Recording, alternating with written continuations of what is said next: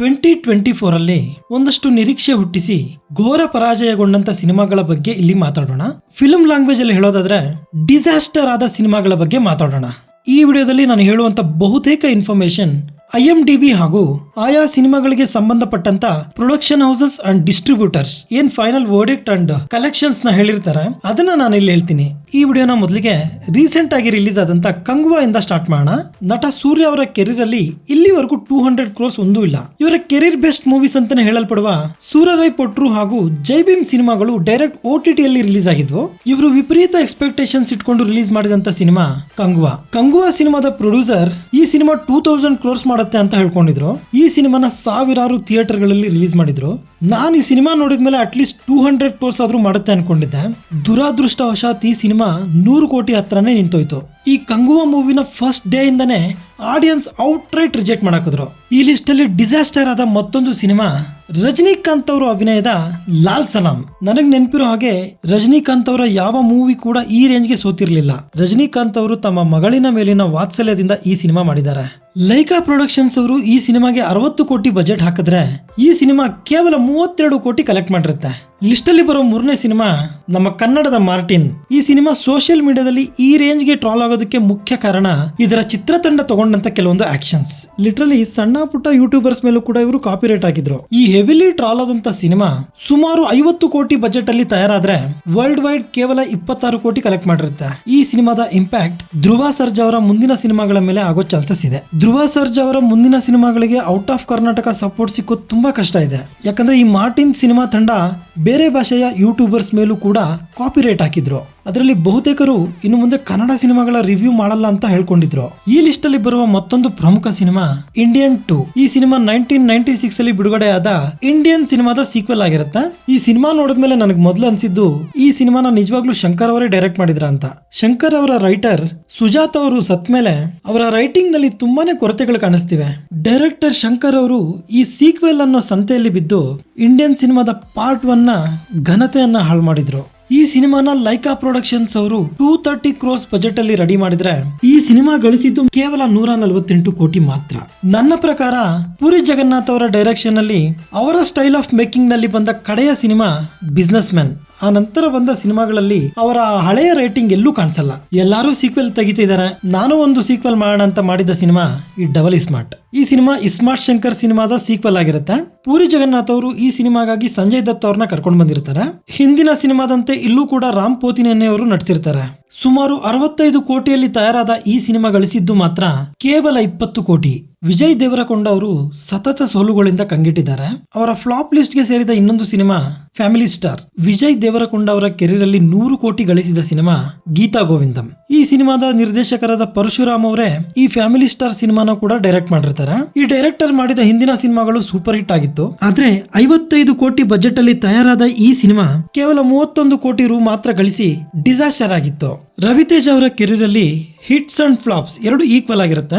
ಇತ್ತೀಚೆಗೆ ತೆರೆಕಂಡ ಇವರ cinema mister Bachchan 50 ಕೋಟಿ ರು ಬಜೆಟ್ ನಲ್ಲಿ ತಯಾರಾಗಿತ್ತು.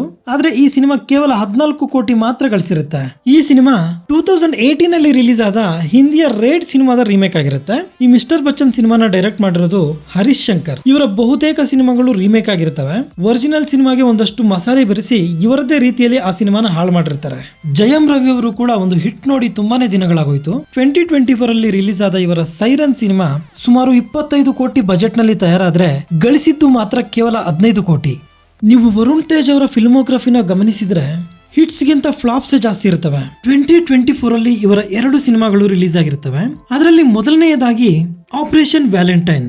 ಸುಮಾರು 42 ಕೋಟಿ ಬಜೆಟ್ ನಲ್ಲಿ ತಯಾರಾದ ಈ ಸಿನಿಮಾ ಕೇವಲ 12 ಕೋಟಿ ಕಲೆಕ್ಟ್ ಮಾಡಿ ಡಿಸಾಸ್ಟರ್ ಆಗಿರುತ್ತೆ. ಇನ್ನು ಇದೇ ವರ್ಷ ಇವರ ರಿಲೀಸ್ ಆದ ಮತ್ತೊಂದು ಸಿನಿಮಾ ಮಟ್ಕಾ. ಈ ಸಿನಿಮಾಗೆ 35 ಕೋಟಿ ಖರ್ಚಾದ್ರೆ ಗಳಿಸಿದ್ದು ಮಾತ್ರ ಕೇವಲ 4 ಕೋಟಿ. ಸೊ 2025 ಅಲ್ಲಿ ವರುಣ್ ತೇಜ್ ಅವರ ಬಿಡುಗಡೆಯಾದ 2 ಸಿನಿಮಾಗಳು ಡಿಸಾಸ್ಟರ್ ಲಿಸ್ಟ್ ಗೆ ಸೇರಿರುತ್ತೆ. ಕಾರ್ತಿಕೇಯ 2 ಸಿನಿಮಾದ ನಂತರ ಬಂದ ನಿಖಿಲ್ ಸಿದ್ಧಾರ್ಥ್ ಅವರ 2 ಸಿನಿಮಾಗಳು ಫ್ಲಾಪ್ ಆಗಿರ್ತವೆ. ಇತ್ತೀಚೆಗೆ ಬಿಡುಗಡೆಯಾದ ಅಪುಡೋ ಇಪುಡೋ ಎಪುಡೋ ಈ ಸಿನಿಮಾ ಯಾವಾಗ ಸ್ಟಾರ್ಟ್ ಆಯ್ತು ಅಂತ ತೆಲುಗು ಸಿನಿಮಾ ಪ್ರೇಕ್ಷಕರಿಗೂ ಕೂಡ ನೆನಪಿಲ್ಲ. ಈ ಸಿನಿಮಾ ಕೇವಲ 1 ಕೋಟಿ ಮಾತ್ರ ಕಲೆಕ್ಟ್ ಮಾಡಿ ಡಬಲ್ ಡಿಸಾಸ್ಟರ್ ಆಗಿರುತ್ತೆ. ವಿಪರ್ಯಾಸ ಏನಂದ್ರೆ ನಮ್ಮ ರುಕ್ಮಿಣಿ ವಸಂತ್ ಅವರ ಮೊದಲ ತೆಲುಗು ಸಿನಿಮಾ ಇದು. 2024 ಅಲ್ಲಿ ರಿಲೀಸ್ ಆದ ವಿಕ್ಟರಿ ವೆಂಕಟೇಶ್ ಅವರ ಸಿನಿಮಾ ಸೈಂಧವ್. ಈ ಸಿನಿಮಾನ ಡೈರೆಕ್ಟ್ ಮಾಡಿದ್ದು ಹಿಟ್ ವರ್ಸ್ ನ ಡೈರೆಕ್ಟರ್ ಆದ ಶೈಲೇಶ್ ಕೊಲಾನು ಅವರು ಈ ಸೈಂಧವ್ ಸಿನಿಮಾನ ಒಂದೆರಡು ಹಿಟ್ ಸಿನಿಮಾಗಳ ಪ್ರೇರಣೆಯಿಂದ ಮಾಡಿರ್ತಾರೆ. ಸುಮಾರು 40 ಕೋಟಿ ಬಜೆಟ್ ಅಲ್ಲಿ ತಯಾರಾದ ಈ ಸಿನಿಮಾ ಕೇವಲ 19 ಕೋಟಿ ಕಲೆಕ್ಟ್ ಮಾಡಿ ಡಿಸಾಸ್ಟರ್ ಆಗಿರುತ್ತೆ. ವಿಜಯ್ ಸೇತುಪತಿ ಹಾಗೂ ಕತ್ರಿನಾ ಕೈಫ್ ಅವರು ನಟಿಸಿದ ಸಿನಿಮಾ ಮೇರಿ ಕ್ರಿಸ್ಮಸ್. ಈ ಸಿನಿಮಾ ಒಂದು ಸ್ಲೋ ಪೇಸ್ ಥ್ರಿಲ್ಲರ್ ಆಗಿದ್ರೂ ಪ್ರೇಕ್ಷಕರನ್ನ ರಂಜಿಸುವಲ್ಲಿ ವಿಫಲವಾಯಿತು. ಈ ಸಿನಿಮಾದ ಕೊನೆಯ 30 ನಿಮಿಷ ಮಾತ್ರ ಇಂಟ್ರೆಸ್ಟಿಂಗ್ ಆಗಿತ್ತು. ಇನ್ನು ಈ ಸಿನಿಮಾನ ಡೈರೆಕ್ಟ್ ಮಾಡಿದ್ದು ಅಂಧಾಧುನ್ ಅಂತ ಅದ್ಭುತ ಥ್ರಿಲ್ಲರ್ ನೀಡಿದ ಶ್ರೀರಾಮ್ ರಾಘವನ್ ಅವರು. ಈ ಮೆರಿ ಕ್ರಿಸ್ಮಸ್ ಸಿನಿಮಾ ಸುಮಾರು 50 ಕೋಟಿಯಲ್ಲಿ ತಯಾರಾದ್ರೆ ಗಳಿಸಿದ್ದು 27 ಕೋಟಿ ಮಾತ್ರ. ನಟ ವಿಶಾಲ್ ಅವರು ಒಂದು ಗೆಲುವನ್ನ ನೋಡಿ ತುಂಬಾನೇ ವರ್ಷಗಳಾಗೋಯ್ತು. ಇವರು ರೀಸೆಂಟ್ ಆಗಿ ಸಿಂಗಂ ಸಿನಿಮಾದ ಡೈರೆಕ್ಟರ್ ಆದ ಹರಿ ಅವರ ಜೊತೆ ರತ್ನಂ ಅನ್ನೋ ಸಿನಿಮಾ ಮಾಡಿದ್ರು. ಈ ಸಿನಿಮಾಗೆ ಸುಮಾರು 35 ಕೋಟಿ ರು ಖರ್ಚಾದ್ರೆ ಗಳಿಸಿದ್ದು ಮಾತ್ರ 17 ಕೋಟಿ.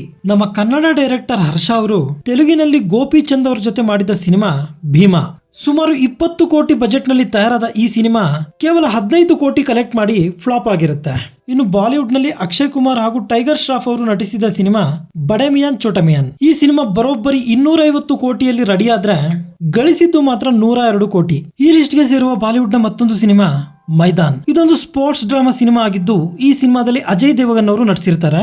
ಸುಮಾರು 180 ಕೋಟಿಯಲ್ಲಿ ತಯಾರಾದ ಈ ಸಿನಿಮಾ ಗಳಿಸಿದ್ದು ಕೇವಲ 68 ಕೋಟಿ. ಆಲಿಯಾ ಭಟ್ ಅವರು ನಟಿಸಿದ ಜಿಗ್ರಾ ಮೂವಿ 80 ಕೋಟಿಯಲ್ಲಿ ತಯಾರಾದ್ರೆ ಗಳಿಸಿದ್ದು ಮಾತ್ರ 56 ಕೋಟಿ. ಇನ್ನು ನಮ್ಮ ಮಾಲಿವುಡ್ ಕಡೆ ನೋಡಿದ್ರೆ ಮೋಹನ್ ಲಾಲ್ ಅವರು ನಟಿಸಿದ ಮಳೈ ಕೋಟಿ ವಲಿಬಂದ್ ಸಿನಿಮಾ 55 ಕೋಟಿ ಬಜೆಟ್ ನಲ್ಲಿ ತಯಾರಾದ್ರೆ 29 ಕೋಟಿ ಕಲೆಕ್ಟ್ ಮಾಡಿ ಡಿಸಾಸ್ಟರ್ ಆಗಿರುತ್ತೆ. ಮಲಯಾಳಂನ ಮತ್ತೊಬ್ಬ ಪ್ರತಿಭಾವಂತ ನಟ ನಿವಿನ್ ಪೌಲಿ ಅವರ ಮಲಯಾಳಿ ಫ್ರಮ್ ಇಂಡಿಯಾ ಈ ಸಿನಿಮಾ 25 ಕೋಟಿ ಬಜೆಟ್ ಅಲ್ಲಿ ತಯಾರಾದ್ರೆ ಗಳಿಸಿದ್ದು ಮಾತ್ರ ಕೇವಲ 18 ಕೋಟಿ. ಈ ವರ್ಷ ಬಿಡುಗಡೆ ಆದ ರವಿತೇಜ ಅವರ ಮತ್ತೊಂದು ಸಿನಿಮಾ ಈಗಲ್. ಈ ಸಿನಿಮಾ ಸುಮಾರು 35 ಕೋಟಿ ಬಜೆಟ್ ಅಲ್ಲಿ ತಯಾರಾದ್ರೆ 34 ಕೋಟಿ ಕಲೆಕ್ಷನ್ಸ್ ಮಾಡಿ ಫ್ಲಾಪ್ ಆಗಿರುತ್ತೆ. ಕಾಲಿವುಡ್ ನಲ್ಲಿ ವಿಪರೀತವಾದ ಹೈಪ್ ಕ್ರಿಯೇಟ್ ಮಾಡಿದ್ದ ಸಿನಿಮಾ ತಂಗಳಾನ್. ಸಟೈರಿಕಲ್ ಸಿನಿಮಾಗಳನ್ನ ಡೈರೆಕ್ಟ್ ಮಾಡುವಂತ ಪಾರಂಜಿತ್ ಅವರು ಡೈರೆಕ್ಟ್ ಮಾಡಿದ ಈ ಸಿನಿಮಾದಲ್ಲಿ ವಿಕ್ರಮ್ ಅವರು ನಟಿಸಿರ್ತಾರೆ. ಈ ಪಾರಂಜಿತ್ ಅವರ ಸಿನಿಮಾಗಳು ಎಕ್ಸ್ಪೆರಿಮೆಂಟಲ್ ಆಗಿದ್ರು ಕೂಡ ಎಂಟರ್ಟೈನಿಂಗ್ ಆಗಿ ಕೂಡ ಇರ್ತವೆ. ಆದ್ರೆ ಈ ತಂಗಳಾನ್ ಸಿನಿಮಾನ ಅರ್ಥ ಮಾಡಿಕೊಳ್ಳುವಲ್ಲಿ ಸಾಮಾನ್ಯ ಪ್ರೇಕ್ಷಕ ವಿಫಲನಾಗಿರ್ತಾನೆ. 80 ಕೋಟಿ ಬಜೆಟ್ ನಲ್ಲಿ ತಯಾರಾದ ಈ ಸಿನಿಮಾ 69 ಕೋಟಿ ಕಲೆಕ್ಟ್ ಮಾಡಿ ಫ್ಲಾಪ್ ಆಗಿರುತ್ತೆ. ಇನ್ನು ನಮ್ಮ ಕನ್ನಡದ ಕರಾಟಕ ದಮನಕ ಸಿನಿಮಾ 10 ಕೋಟಿ ಬಜೆಟ್ ಅಲ್ಲಿ ತಯಾರಾಗಿ ಕೇವಲ 4 ಕೋಟಿ ಕಲೆಕ್ಟ್ ಮಾಡಿ ಫ್ಲಾಪ್ ಆಗಿರುತ್ತೆ. ಯೋಗರಾಜ್ ಭಟ್ ಡೈರೆಕ್ಟ್ ಮಾಡಿದ ಈ ಸಿನಿಮಾದಲ್ಲಿ ಶಿವಣ್ಣ ಹಾಗೂ ಪ್ರಭುದೇವ ಅವರು ನಟಿಸಿರ್ತಾರೆ. ಸೊ ಇದಾಗಿರುತ್ತೆ 2024 ಅಲ್ಲಿ ಡಿಸಾಸ್ಟರ್ ಆದ ಸಿನಿಮಾಗಳ ಪಟ್ಟಿ. ಈ ವಿಡಿಯೋ ನಿಮ್ಗೆ ಇಷ್ಟ ಆಗಿದ್ರೆ ಒಂದು ಲೈಕ್ ಕೊಟ್ಟು ನನ್ನ ಚಾನೆಲ್ ನ ಸಬ್ಸ್ಕ್ರೈಬ್ ಮಾಡ್ಕೊಳ್ಳಿ. Thank you.